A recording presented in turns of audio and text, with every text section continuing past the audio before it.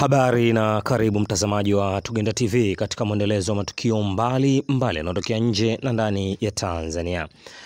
Taarifa tulipata muda huu zinasema kuwa mkurugenzi mtendaji wa shirika la umeme Tanzania TANESCO, mhandisi Gisima Nyamhanga na dereva wake wamefariki dunia kwenye ajali ya gari wakiwa njiani kutoka mkoani Mwanza wakielekea wilayani Bunda mkoani Mara. Kamanda wa polisi mkoa wa Mara, Pius Lutumo, amethibitisha kutokea kwa ajali hiyo usiku wa kuamkia leo.